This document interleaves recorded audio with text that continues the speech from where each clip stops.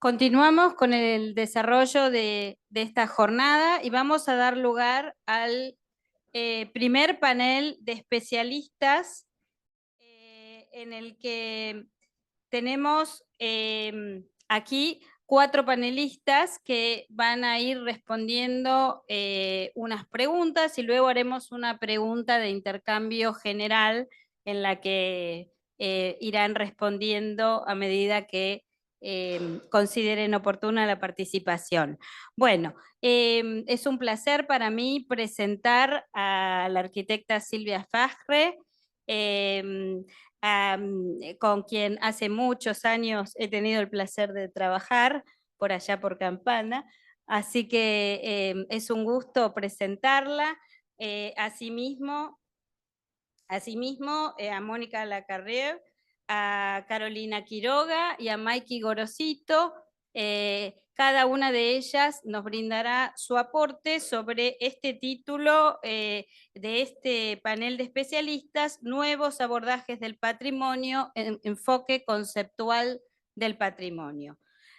Vamos a empezar con la primera pregunta, que es patrimonio y planificación, y va a estar a cargo de la arquitecta Silvia Fajre. Silvia, leo la pregunta para todos. ¿Cómo puede integrarse la conservación del patrimonio cultural dentro de los planes de desarrollo urbano en contextos de crecimiento acelerado, considerando tanto las presiones de desarrollo como la importancia de mantener la identidad cultural de las ciudades? Silvia. Bueno, en primer lugar quiero agradecer a ICOMOS por invitarme y conformar esta actividad que me parece fundamental. Así que, bueno, voy a ser muy breve porque somos varios los panelistas. Quiero decir de que seguramente estaremos todos de acuerdo que el patrimonio es un capital social y económico desde el cual uno puede impulsar el desarrollo y que es uno de los mecanismos ya señalados en la UNESCO en la Carta del 2011 como un aporte fundante, me animaría a decir, en la calidad habitacional de la ciudad. Sin embargo, debo decir que este concepto, que seguramente todos ascribimos, entra en una colisión brutal frente a un modelo de desarrollo absolutamente imperante y que me animaría a decir que avanza con un concepto más cuantitativo que cualitativo, es decir, que privilegia cantidad de metros sobre calidad de metros, que privilegia lo nuevo sobre lo viejo, que tiene una desmemoria en su construcción y que avanza sobre un modelo de lo que llamamos ciudad difusa que va consumiendo cual un Pac-Man territorios nuevos y abandonando viejos. Frente a esto, que creo que es un modelo de crecimiento muy extendido en muchos lugares del mundo, me animaría a decir que cabe una reflexión muy profunda, porque este modelo depredador de los recursos naturales y culturales ha llevado a ciudades bastante críticas en cuanto a la habitabilidad, en cuanto a la seguridad, en cuanto a la, me animaría a decir, a la desigualdad. Es decir, está creando entornos muy poco habitables por poblaciones de alto y de bajos recursos que están muy cerca, pero conlindan, pero no articulan, que es la anticiudad, con abandono de las áreas centrales, lo cual, digamos, es un capital que fue aquilatado por muchísimas generaciones y que generalmente se encuentran mucho mejor servidas que la periferia. Entonces, aparentemente, este cambio, digamos, de cómo uno tiene que trabajar el patrimonio, tiene que ver con muchas cosas. Primero, una decisión política de tratar de acotar, ya de no revertir, porque es una tendencia muy fuerte, pero acotar este crecimiento indiscriminado que muchas veces hace que el patrimonio sea borrado de un plumazo por construcciones que tienen mucho menos calidad y a donde el ciudadano no es escuchado, tal cual como está ocurriendo en este momento, a donde las los barrios están pidiendo respetos identitarios y no son escuchados, entonces tenemos que empezar a preguntarnos por qué está ocurriendo todo esto. Yo creo que hay algo que es muy significativo, que es el cambio de paradigma en cuanto vamos a modificar la protección del patrimonio, porque nos estamos refiriendo ya no en ese objeto suelto que está ahí perdido dentro de un tejido urbano, ni siquiera estamos hablando de áreas protegidas ni de centros históricos protegidos, estamos hablando de paisaje urbano, a donde el territorio es el soporte donde se indica tanto el patrimonio construido como el patrimonio intangible, y arman un sistema que le da fortaleza. Es decir, que la intervención de este patrimonio a través del paisaje debe ser necesariamente encarado desde la planificación. Y digo necesariamente porque hace 30 años la planificación era una intrusa dentro del patrimonio y era muy cuestionada. Y al mismo tiempo la planificación no miraba con el criterio integrador que debía tener este enorme bagaje cultural que heredamos y que debemos legar a las generaciones siguientes. Por lo tanto, me animaría a decir que hoy la planificación y el patrimonio deben necesariamente interactuar en la protección para generar ciudades más amigables.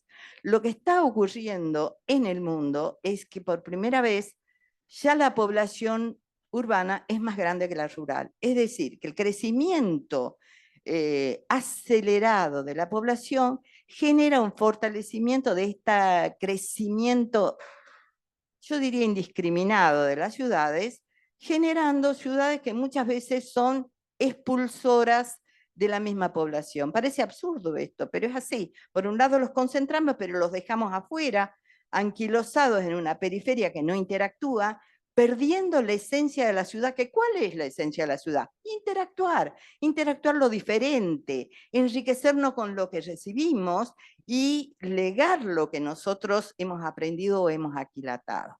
Es decir, que la esencia más importante de la ciudad, que es interactuar y encontrarnos entre nosotros, se pierde, porque esa centralidad se vacía, esa centralidad en la cual se interactúa espontáneamente personas y usos diferentes y le dan la riqueza urbana, se empieza a morir. Esto que era un problema de los centros urbanos o los centros históricos, se ha extendido a los centros generales de todas las ciudades y se ha agudizado más aún después de la pandemia.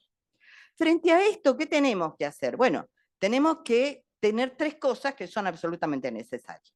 Conocimientos técnicos profundos, de los cuales entendamos la consecuencia económica, social y cultural que significa un determinado modelo de desarrollo.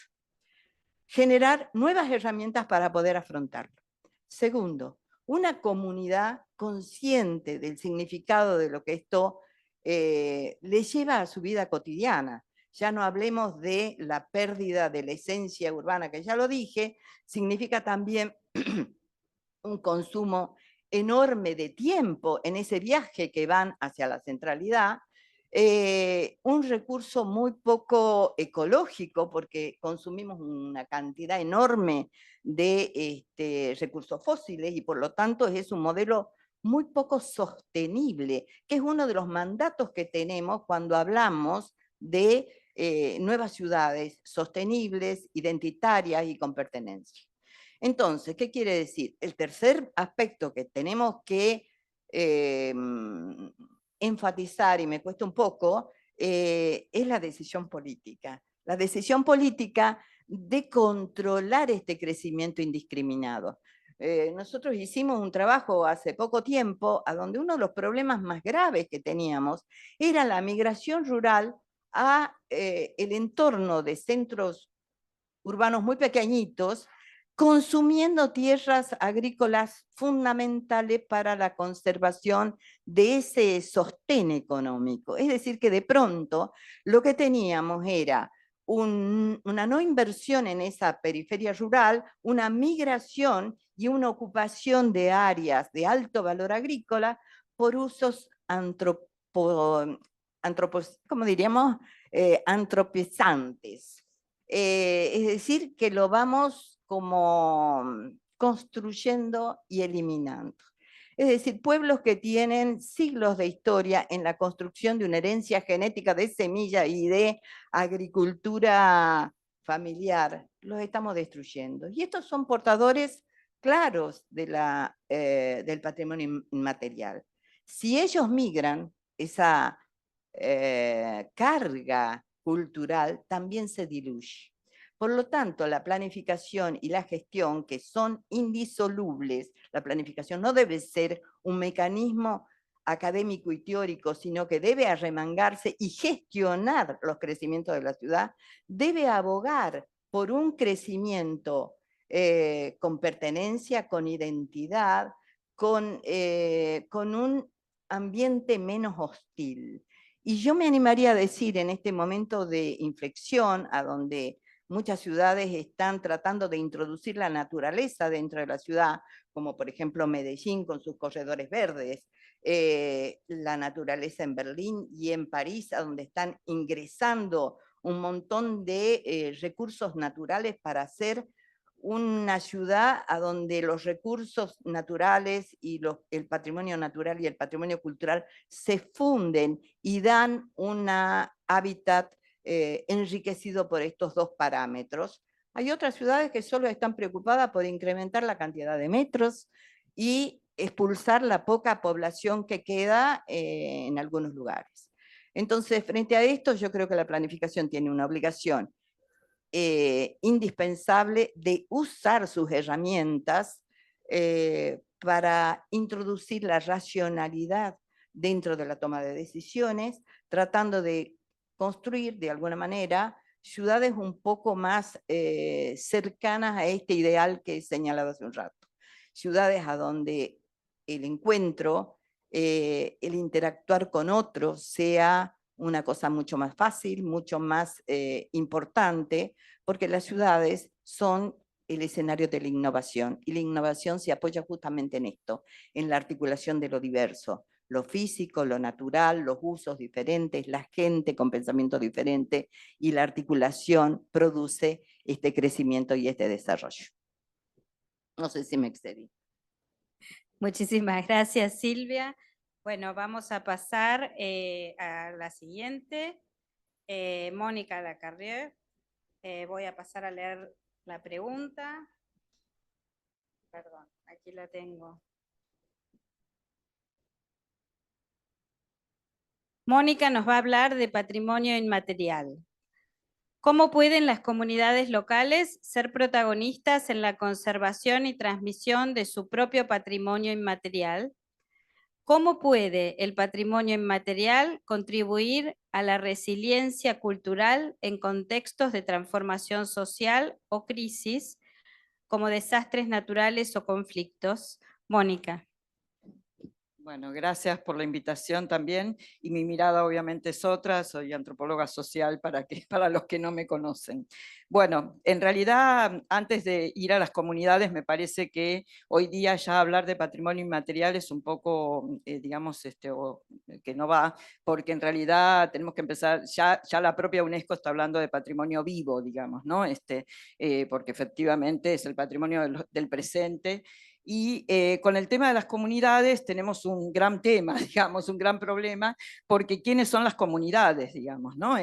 Cuando se origina este patrimonio, obviamente las comunidades fueron pensadas en términos de las que antes dijeron en la conferencia, subalternizadas, que no habían tenido lugar en el patrimonio, los indígenas, los negros, etc. Y aún hoy siguen siendo aparentemente ellos, digamos, ¿no? Es decir, los sujetos urbanos, los desplazados, los migrantes, como decía recién Silvia, suelen ser poco mirados aún con los cambios que ha habido, con los avances que ha habido.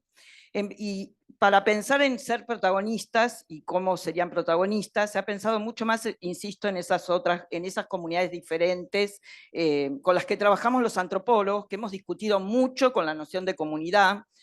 Yo soy parte del programa de facilitadores de UNESCO y hasta el día de hoy hablamos de la comunidad, pero decimos que no podemos seguir hablando de comunidad. está muy pensado desde ahí. Bueno, en relación a este tipo de patrimonios, las comunidades deben ser protagonistas para salvaguardar, y esto yo lo voy a recalcar porque no se habla de conservación, sino de salvaguarda, digamos, de expresiones o elementos que están vigentes, viables, que tienen significado para esas comunidades, que recrean, transmiten y asumen como parte de sus procesos de patrimonialización. Y me parece muy importante decir procesos de patrimonialización, porque la verdad que hay comunidades o sociedades o grupos que no tienen la menor idea de lo que es activar un patrimonio, digamos, no hablo de los urbanos obviamente, pero sí muchos de esas comunidades que fueron pensadas para este patrimonio no tienen idea de qué es el patrimonio, digamos. Entonces, y además es lo que hacen todos los días, empecemos por ahí, es la vida cotidiana, concretamente. ¿Cómo pueden ser protagonistas? Bueno, deben ser protagonistas, esa es la cuestión. ¿Cómo deben ser protagonistas? Bueno, son las personas, obviamente, que deben valorar su rol como expertos locales. ¿Quiénes son los expertos en este patrimonio? No somos necesariamente nosotros. Para los antropólogos esto es todo un tema, porque hemos sido siempre los que hemos ido a ver las comunidades y a poner un poco ahí de orden, de un orden que no es el de las comunidades, digamos, ¿no? Entonces, bueno, tienen que ser parte de procesos participativos, colaborativos, reflejar su apropiación social, o sea, sentirse y estar habitados por esas justamente expresiones, manifestar un poder de decisión efectivo para la salvaguardia. No se trata de que le demos la palabra o que los traduzcamos, digamos, como a veces los antropólogos hacemos, sino de generar espacios de interlocución en los que el lenguaje comunal pueda ser parte de la coproducción. Es la comunidad entonces la que debe establecer dinámicas de gestión locales, pertinentes, oportunas, bajo parámetros propios de orientación, que no siempre coincidirán con los nuestros, con nuestras agendas, ni con nuestros ritmos, ni con nuestras dinámicas, porque las comunidades mismas tienen relaciones cambiantes, espacios propios de poder con los cuales tenemos que negociar. Entonces, la reflexión comunitaria y la traducción cultural propia son los asuntos claves de los miembros de las comunidades, que deben ser gestores de sus propios saberes y prácticas. Esto es muy complicado, les aseguro. Después que lo digo el discurso y después digo, es sumamente complicado, incluso con sujetos urbanos. Lo hemos hecho con los milongueros, por ejemplo, y fue muy complicado, sumamente complicado. Bueno, hay muchos modelos que voy a mencionar por el tiempo, como muy rápidamente, la gobernanza participativa, que se viene trabajando mucho en muchos países de Occidente, donde no solo están las comunidades, sino todos los actores posibles. En Cuenca, en Ecuador, eso ha resultado bastante interesante, porque está la universidad en juego, se conecta, interactúa lo rural con lo urbano, etc.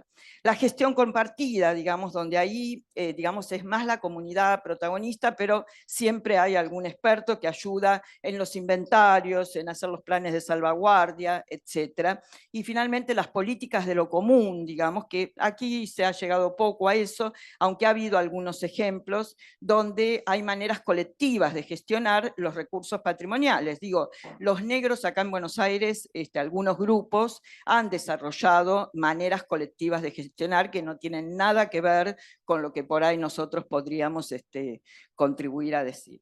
Y finalmente, para la otra pregunta, que es otra cosa larguísima, bueno, la verdad que con esto que dije previamente, lo que ha pasado con el patrimonio vivo, llamado previamente intangible, inmaterial, etcétera, es que hasta el día de hoy suele ocuparse de fiestas, celebraciones, rituales, bueno, nada, la cosa es de la externalización de lo exótico, de lo pintoresco, etcétera. Pero empieza a haber cambios. Y esos cambios, en Brasil, por ejemplo, muchos cambios, en Colombia también, digamos, a nosotros nos falta un poco, han tenido que ver con momentos que recién se mencionaban, digamos, momentos de crisis, de catástrofes sociales, conflictos, etcétera, de transformación social también. Por ejemplo, yo puse algunos ejemplos para ir rápido, las crisis alimentarias, ¿no? Recién vos decías, Silvia, algo con las semillas, etcétera. Hay pocos casos que se han tocado en ese sentido, pero obviamente hay que propiciar saberes y prácticas asociadas a los recursos naturales, digamos, de esos sujetos, de esos grupos.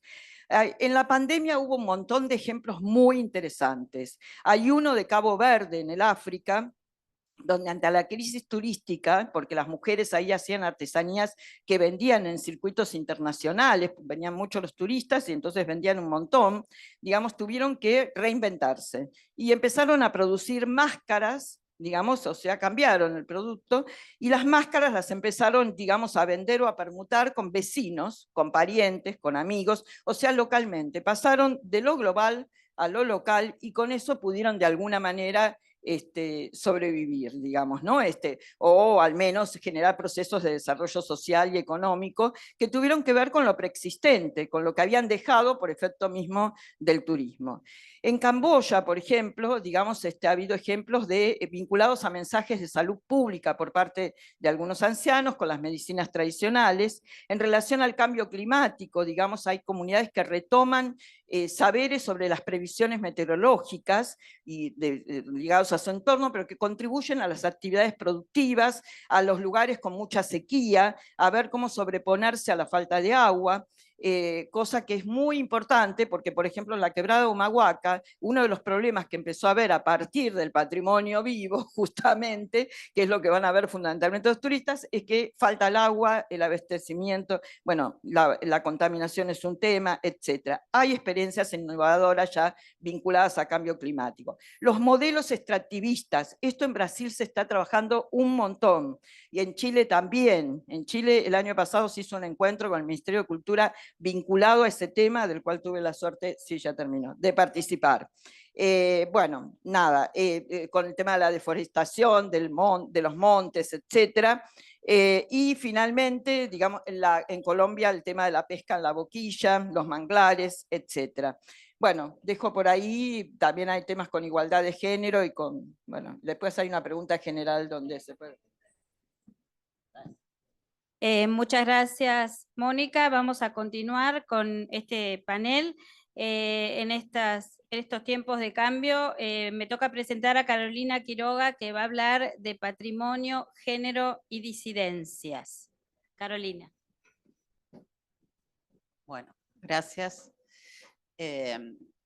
Vamos a empezar por la última y para ser disidente voy a cambiar el título de lo que me preguntan para hacer honor al tema, y me gustaría hablar antes, bueno, me gustaría antes que llegar a esas categorías hablar en un término más general de derechos humanos y de feminismo, porque creo que son conceptos mucho más abarcantes que estos y que siempre vale la pena recordar porque no son nuevos. El feminismo tiene cientos de años de historia y es un concepto y un movimiento que no solo en la Argentina, en los momentos que vivimos, sino a lo largo del mundo se ha ido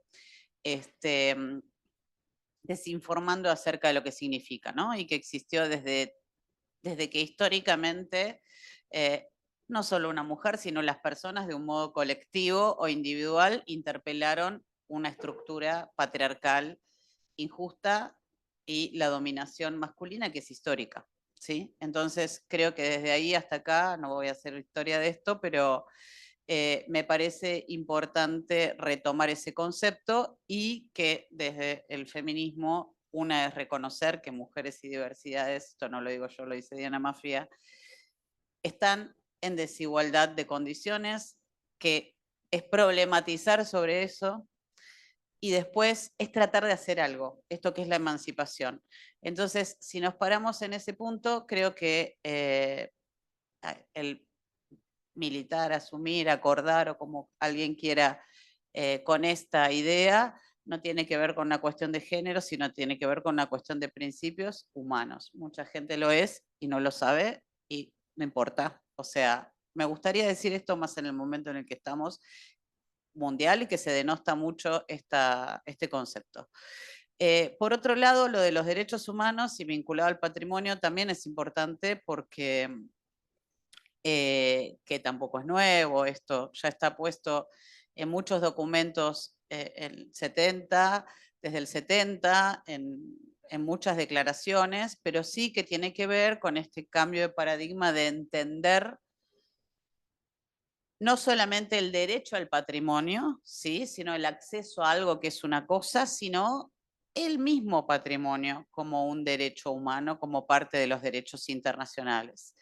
Y en este caso, también en este vínculo, ¿no? Y ahí, en este marco podemos hablar de lo importante que es tener una perspectiva de género, o sea, reivindicar el acceso, la participación, la inclusión, no solo de mujeres y diversidades, sino también empezar a ver cómo esto se entrecruza con otras categorías, ¿no? No es solo un tema de género, sino un tema como interseccional, cómo influye en esto, ¿no? La cuestión de clase, de raza, bueno, muchas cosas, etnia, discapacidad, y muchas cosas que ya se vieron aquí.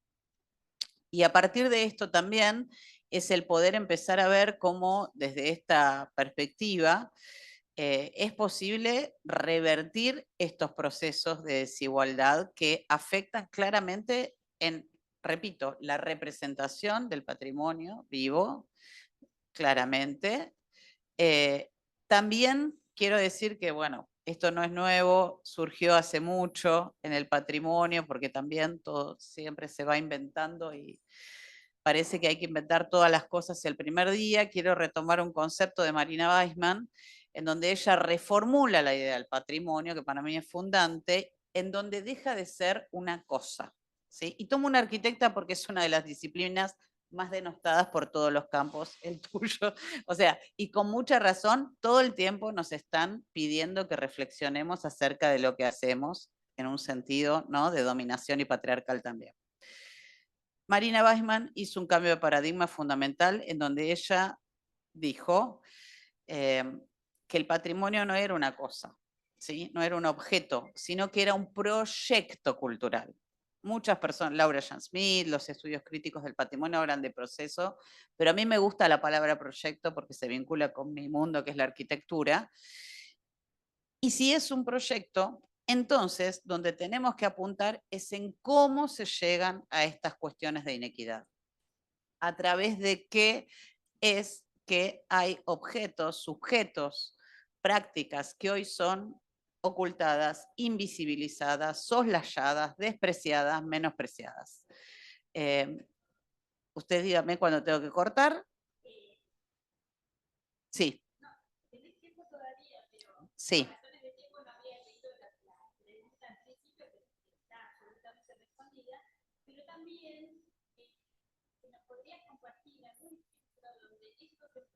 Sí.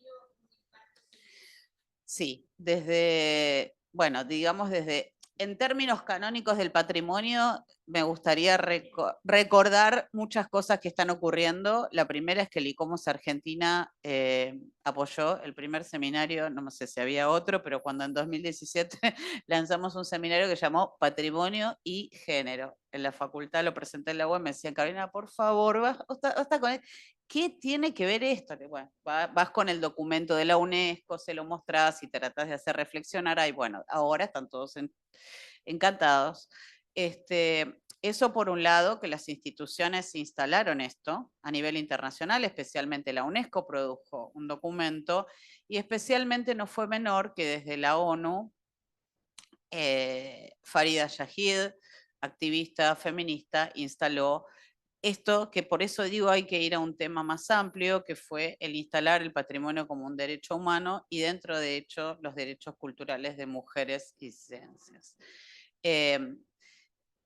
Como cosas concretas, humildes, en una locura que no se hace eso, de un modo solitario en el 2018 presenté un proyecto, supongo que esperaban eso, pero eso no se hace porque fue una acción activista, solitaria y loca, presenté ante la Comisión Nacional de Monumentos un proyecto para que revisen la declaratoria de la Casa sobre el Arroyo que estaba solo hecha a nombre del arquitecto Moncio Williams y se habían olvidado de Delfina Gálvez, que era su socia, autora, atada en todas las fotos. Pero esto es una parte y después, avanzando en esto, después de mucho tránsito, también presentamos que declaren la obra de Ita La Fulvia Villa, el cementerio de la Chacarita, Pero esto fue hecho de otra manera, a partir de 2 colectivas de mujeres, abrimos un Google Form, fue apoyado por todos los organismos internacionales, fue divulgado en todos lados, esto fue una acción participativa. Pero también estas 2 acciones, siendo consecuentes, no dejan de reproducir el canon de 2 mujeres blancas burguesas que hicieron obras, ¿sí? Entonces, creo que también vale la pena el poder mencionar acciones que tengan que ver con la identificación, especialmente de mujeres, niñas, comunidades originarias, por ejemplo, y en ese sentido me parece que hay que ir por ahí, ¿no? Es difícil ir deconstruyéndose todos los días el canon, pero también creo que habría otras perspectivas a seguir, que es abrirse justamente a deconstruir qué cosa es el patrimonio, ¿no? Esto que se construyó, este relato de lo icónico, lo sobresaliente, lo prestigioso, y que no es representativo, esta idea, ¿no?, masculinizante de que con la que se construyeron estos relatos. Muchos ejemplos hay en Uruguay, por ejemplo, ya que estamos acá en Diálogos, en Montevideo, donde se han activado el proyecto Fincas Abandonadas, donde se han activado con perspectiva, digamos, inclusiva, que se utilizan, que sean hechos por colectivas de mujeres. Rescato esos ejemplos. Bueno, gracias. Muchísimas gracias, Carolina. Todos los temas dan para mucho más, pero estamos ajustados con los tiempos en este panel de mujeres con distintas visiones dentro de este tema. Me toca presentar a Maiki Gorosito, quien nos va a conectar el tema con derechos humanos. Y Maiki, te voy a hacer la pregunta. ¿Cómo se pueden aplicar los principios de derechos humanos como la igualdad de género y el respeto por la diversidad cultural en la conservación y gestión del patrimonio cultural? ¿Qué rol juegan los temas vinculados a la memoria en el reconocimiento y la valoración patrimonial? Maiki. Gracias. Bueno, por supuesto, primero quiero agradecer a ICOMOS que haga parte al Museo Sitio de Memoria ESMA de este diálogo y también congratularme que este encuentro tenga lugar en un espacio universitario y también valorar estar en una mesa de mujeres, y también quiero destacar mi enorme respeto y admiración por Silvia. Entonces, para mí ella siempre, desde hace muchos años, fue una referente en su expertise y como gestora pública y funcionaria pública, que también, no hago mención porque nos estamos conociendo acá las compañeras de mesa, y antes de responder la pregunta, quiero decir que desde ese lugar hablo, ¿sí? Desde funcionaria pública, desde gestora pública, que es una responsabilidad que me honra enormemente desde hace muchos años, pero la responsabilidad que, que me toca desde hace algunos años, aún más por el sentido que tiene dirigir el Museo Sitio de Memoria ESMA, excentro clandestino de detención, tortura y exterminio, por donde pasaron alrededor de 5.000 hombres y mujeres, la mayoría de los cuales fueron asesinados y arrojados vivos al mar, mujeres que parieron, que fueron torturadas, violadas y que sus niños y niñas fueron apropiados, muchos de ellos recuperados gracias a la lucha de las abuelas de Plaza de Mayo, justamente ayer que recordamos el Día por el Derecho a la Identidad. Entonces, desde ese lugar de directora de un patrimonio mundial, el Patrimonio Mundial de la UNESCO, que desde el 19 de septiembre de 2023, en su 45 sesión, el comité incluyó, después de muchos años de trabajo muy profesional e interdisciplinario que realizamos desde el Museo Sitio de Memoria ESMA, incluyó en la lista del Patrimonio Mundial como uno de los pocos bienes y sitios vinculados a memorias traumáticas, en nuestro caso del pasado reciente, y debo destacar el valor universal excepcional por el que UNESCO nos incluye, no solo representando a la desaparición forzada y los crímenes de lesa humanidad y por estar estrecha y tangiblemente asociado a la persecución política a disidentes armados y no armados en las dictaduras de Argentina y América Latina en los 70s y los 80s, sino también como representantes del valor del consenso social como medio para lograr justicia. Entonces, en el Museo Sitio de Memoria ESMA, como Patrimonio Mundial de la UNESCO, no solo transmitimos a los jóvenes y a la ciudadanía entera lo que allí sucedió, los más atroces crímenes que se sucedieron en nuestro país desde 1976 a 1983, sino también los logros en relación a las condenas a los represores, a los asesinos, juicios que se siguen desarrollando. Esto es lo que somos y por eso somos Patrimonio Mundial de la UNESCO. Entonces, respecto de tu pregunta, sí, no podía responder sin contextualizar, ¿verdad? Yo creo que algo fundamental en la vinculación entre la conservación y la gestión del patrimonio cultural, en nuestro caso, es gestionar dimensionando la importancia de conservar la historicidad del bien. Y esto es, en primer lugar, desarrollar una gestión que incorpore múltiples herramientas, conocimientos y profesionales para la conservación del edificio, de la prueba judicial, del monumento histórico nacional, del patrimonio cultural del Mercosur, que también somos, ¿sí? Teniendo en cuenta todas estas características, y en este sentido no quiero dejar de destacar al equipo de arquitectos y especialistas en conservación que formaron parte del proyecto y la etapa inicial del Museo Sitio, Martín Capeluto, Hernán Bisman, Roberto Busnelli y María Turul, que actualmente es nuestra coordinadora de arquitectura y conservación. Y por otro lado, en relación al vínculo entre patrimonio y memoria, nosotros creemos que fueron muy importantes los debates que se dieron en el marco de las reuniones del grupo de trabajo abierto convocado por el Comité del Patrimonio Mundial para tratar entre noviembre del 2021 y junio del 2022 el caso de los sitios de memoria asociados con conflictos recientes.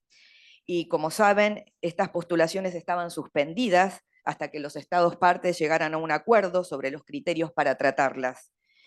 Como Museo Sitio, nosotros participamos activamente en aportar fundamentaciones a este debate, acompañando a quien fuera en ese momento nuestra embajadora permanente ante la UNESCO, la embajadora Marcela Lozardo, y a partir de las resoluciones que se adoptaron en el grupo de trabajo, se produjo el levantamiento de la moratoria y eso nos permitió, por supuesto, después de los años de trabajo en el expediente, de toda la estrategia internacional, de la inspección de ICOMOS, de la participación en estos debates, ser incluidos en la lista del Patrimonio Mundial de la UNESCO.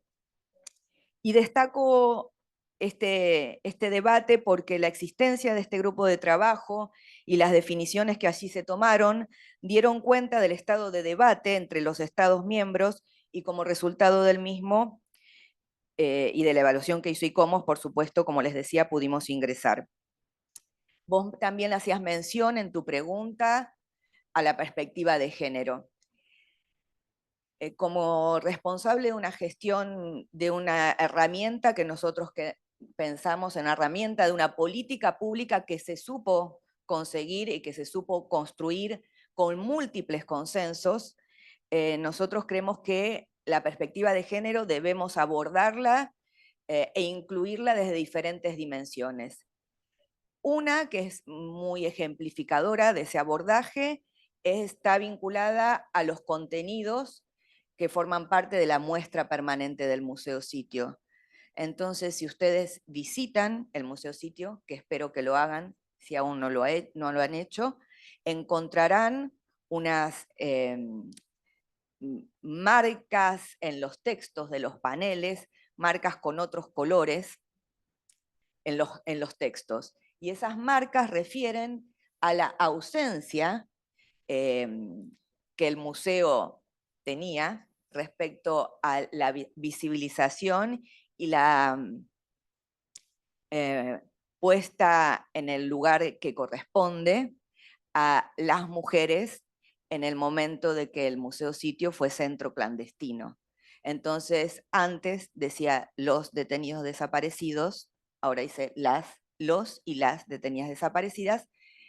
Eso como un ejemplo que es muy notorio para los y las visitantes, pero también en ese camino de incluir la perspectiva de género, el trabajo con las sobrevivientes testimoniantes, las sobrevivientes que permitieron dar testimonio de lo que allí pasó y aportar elementos a la justicia para la condena a los represores, a los genocidas, se empezó a trabajar con otros colectivos de mujeres, no solo las sobrevivientes, pero es el principal colectivo con el que trabajamos, para debatir cómo hacer lo que teníamos y debíamos hacer desde el Museo Sitio. Así que ahí convocamos a múltiples debates con jóvenes referentes de la academia, de los centros de estudiantes, del patrimonio, y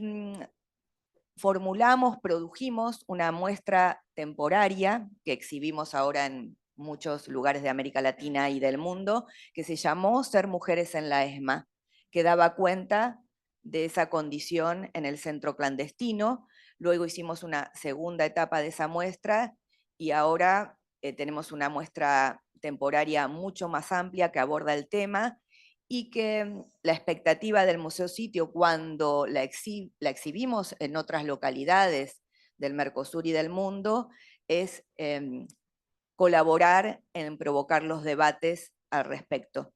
Entonces trabajamos mucho con el Memorial de la Resistencia de San Pablo, con el MUME de Montevideo, ahora trabajando con la Intendencia Departamental de Canelones y con algunos sitios de memoria también incluidos en la lista de Patrimonio Mundial o que forman parte de la RESLAC y de la Coalición Internacional de Sitios de Conciencia.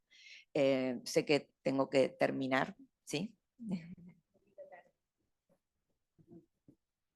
Muchísimas gracias, Maiki, y a todas. Y para cerrar, hay una pregunta general en la que vamos a tratar de ser muy, muy breves, porque me están haciendo muchísimas señas por aquí. Sí, pero bueno, en este contexto, en este marco de los 60 años de la Carta de Venecia, ¿qué consideran ustedes que son los principales retos y desafíos que enfrenta hoy el patrimonio cultural? Aquí. Yo voy a tratar de ser muy sintética, aunque contestar esta pregunta es la más difícil de todas. Quiero decir que la Carta de Venecia fue fundante, no solo porque abrió un campo muy importante, definió criterios de intervención, definió la importancia del patrimonio, también dio origen ahí como que hoy nos convoca, y a lo largo del tiempo, es decir, en estos 60 años, hubo numerosas cartas y documentos que se fueron adicionando a la Carta de Venecia sin cancelarla. ¿Qué quiero decir? Que se fue ayornando y agregando nuevas miradas y enriqueciendo este tema.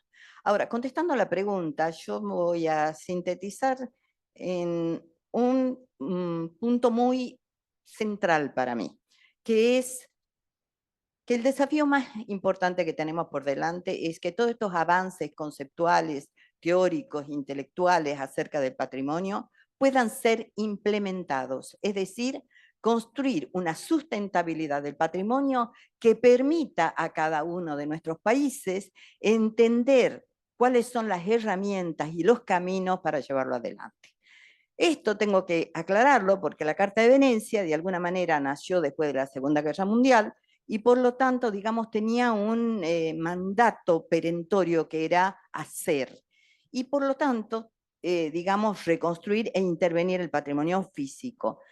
Y por otro lado, era una mirada muy occidental, es decir, Oriente no existía, y por lo tanto, yo diría que era una mirada europea y universalista. Entonces, ¿cómo nos plantamos nosotros? Yo diría, bueno, que los desafíos van a variar según los países. Hoy los países tienen distinto camino recorrido en esta temática. Hay algunos que avanzaron mucho más, otros muchos menos, otros tenemos un atraso sustancial en el tema, otros tenemos gran labilidad en el manejo del patrimonio o en las políticas de patrimonio, y otros que tienen caminos mucho más desarrollados se encuentran con situaciones como la guerra, la hambruna, la migración, y todo eso entra en crisis. Entonces me animaría a decir que yo voy a hacer un breve punteo sobre las contradicciones que hoy nosotros tenemos para enfrentar una política coherente del patrimonio. Lo primero es que el patrimonio se inscribe en la esfera de lo permanente. Sin embargo, estamos en el mundo del efímero. Todo es para allá, no hay futuro. Entonces, hay una contradicción bastante significativa. Por otro lado, otro de los atributos del patrimonio es su diversidad, pero estamos en un mundo globalizado, a donde hay una cultura homogénea que empuja, borra y degrada de alguna manera las características de esta diversidad. Otro de los aspectos para mí muy importante es el respeto por el pasado y el futuro. Sin embargo, en la cultura de hoy, las distancias generacionales son abismales. Hoy nos sentamos con nuestros nietos y probablemente nos hablen un idioma que prácticamente no entendemos. Entonces, tenemos que generar un puente y es muy difícil.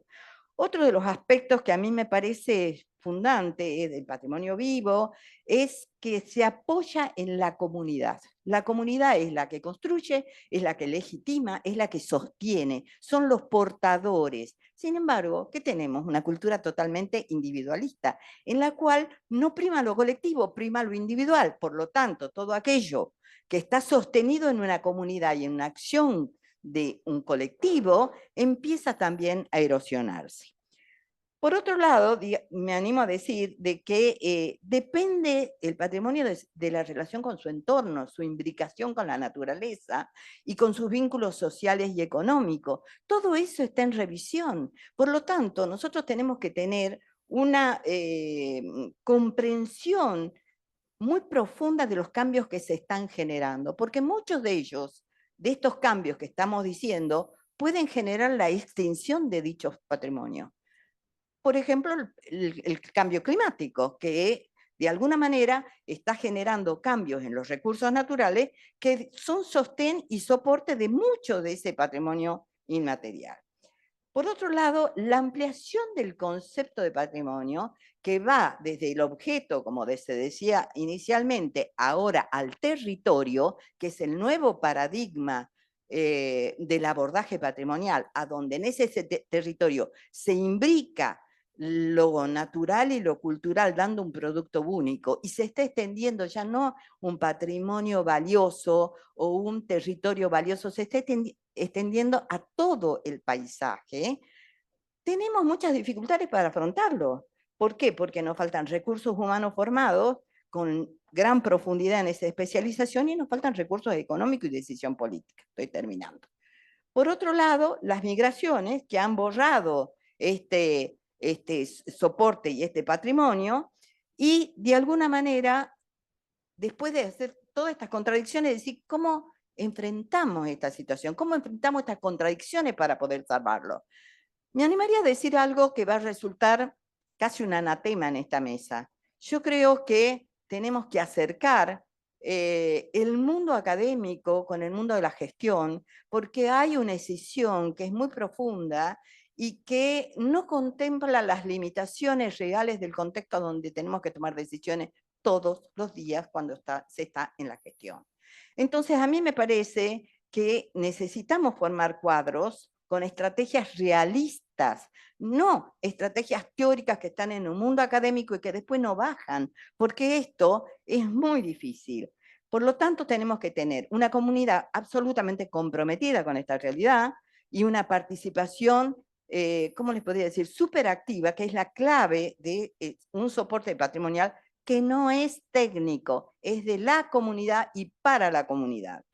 Y hoy, ante el retiro del Estado, tenemos que aceptarlo, me parece que tenemos que empezar a manejar un mix de público-privado que tenga un abordaje holístico, es decir, que mire todas las variables que entran en el paisaje patrimonial o no, que sea sistémico, que intervengan todas las relaciones y que me permitan entrar en la causalidad de los problemas para poder seleccionar cuál es mi bala de plata, para resolver los problemas que me desafían. Eso es todo. Muchísimas gracias. ¿Quién quiere hacer algún aporte? No, yo tenía un punteo mucho más breve. Simplemente pensar en la integralidad de los patrimonios, basta de fragmentación, muy lindas las convenciones, todas separadas, no dialogamos entre nosotros. Yo tengo mucho que ver con lo que ella dijo, con lo que vos dijiste, con lo que todos, digamos, estamos aquí, tenemos y me parece que eso es central. En la Carta de Venecia hay una intención, cuando se habla de algunas cuestiones que de algún modo intentan, pero claro, es de otra época y todavía esto no estaba tan, lo digo todo el tiempo, pero claro, si después me llaman a gestionar o cambiar los marcos jurídicos, como nos pasó con Mónica, hacemos una ley de patrimonio inmaterial, ni siquiera de patrimonio vivo, de patrimonio inmaterial. Y después, cuando Campo de Cielo lo queríamos, ¿te acordás? Claro, y ahí hay un problema porque los mocois son re importantes en Campo del Cielo, pero los meteoritos parecían más importantes. Bueno, ese es un tema que me parece... Claro, claro, claro. Claro, bueno, es que hay que cambiar esto y hay que cambiar también las estructuras institucionales, digamos, ya estoy medio volviéndome un poco revolucionaria, pero creo que eso hay que, la fragmentación es basta, digamos. También pensar un poco en línea con lo que ella dijo, en el presentismo de los patrimonios, digamos, ¿no? Y de cara al futuro. Ahí sí hay un tema con la Carta de Venecia, el tema de la autenticidad y la excepcionalidad, digamos, ¿no? Porque en el patrimonio vivo este es un problema, no se puede hacer siempre todo igual, no se puede sostener todo el tiempo lo mismo, y además no tendría sentido porque los sujetos cambian, son dinámicos, etc. La otra cuestión que yo había puesto era el tema de las tensiones e incomodidades del patrimonio, ¿no? Monumentos que se han decapitado, digamos, y eso tiene mucho que ver con el patrimonio vivo porque son los sujetos, el lugar de lo social. El lugar de lo social. En Colombia hay muy buenos ejemplos que no tengo tiempo de mencionar, donde digamos, se trabaja con los desplazados, con los monumentos decapitados. El Instituto de Patrimonio ha hecho cosas maravillosas en la etapa de Patrick Morales, que bueno, fue de la que yo participé centralmente. Y finalmente, bueno, eso tiene que ver también con mapuches, etc. Y finalmente los derechos culturales que se mencionaron mucho, pero que los líderes vinculados a las comunidades del patrimonio vivo lo están pidiendo. Te doy la palabra. Buenísimo. Bueno, celebro todas estas coincidencias y también disidencias porque son las que nos hacen crecer.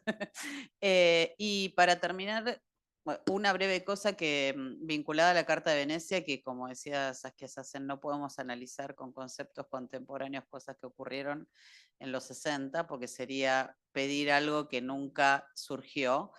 Y que justamente podríamos hacer todas las reflexiones en cuanto a la participación, lo vivo, la inclusión y muchas cosas que fueron ocurriendo luego que justamente en lugar de, digamos, de erosionar esa carta, creo que sería bueno complementarla, ampliarla y que no dejo, miren que soy revolucionaria, pero no dejo de celebrar que haya ocurrido.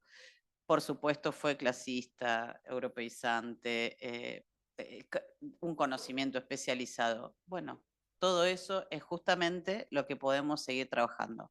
Y una sola cosa es el poder rescatar, sí, el concepto del patrimonio, ¿no? Que sería un desafío, bueno, que englobe todo esto, luego del aprendizaje de la pandemia, el pasar de este patrimonio urbano, por sintetizar una palabra que hable del objeto, al humano, ¿no? O sea, todo esto que hoy nos está pasando en la humanidad es patrimonio, ¿no? Las desigualdades, la pobreza. Estoy acá y no voy a no dejar de seguir diciendo que hay que defender la educación y la educación pública, y cómo se fundó en base a personas que creían en eso, que también la cultura y el derecho, los derechos culturales, pero en un sentido más amplio a la humanidad. Eso. Yo voy a sintetizar lo que quería compartir con ustedes. Nuestros retos y desafíos en este momento como institución del Estado argentino. ¿Qué decir poéticamente en este sentido? Y voy a tratar de decirlo, ¿sí?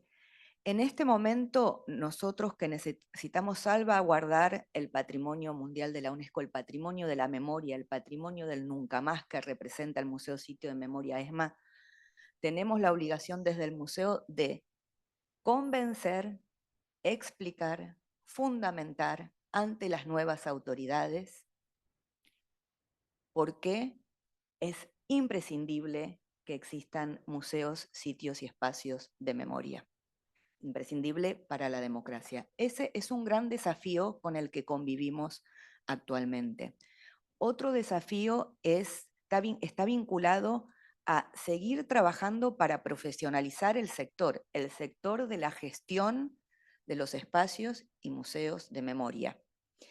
Y otro reto y desafío muy importante en esta etapa de nuestro país es ampliar los consensos sobre el nunca más, contribuir a no retroceder en ese sentido, ampliar audiencias y trabajar para deconstruir prejuicios vinculados a la utilización partidaria de los espacios de memoria. ¿Sí? Bueno, me toca cerrar. Sí. Perdón, hay algo que yo pareciera ser que he sumado una serie de dificultades, pero como contracara de todas esas dificultades, quiero decir que el patrimonio es un recurso absolutamente indispensable en la configuración identitaria y pertenencia en el mundo global de hoy, y es la amalgama de cohesión social indispensable en momentos de crisis. Si alguno de nosotros sentimos que estamos en crisis, es el momento de trabajar en esto. Gracias.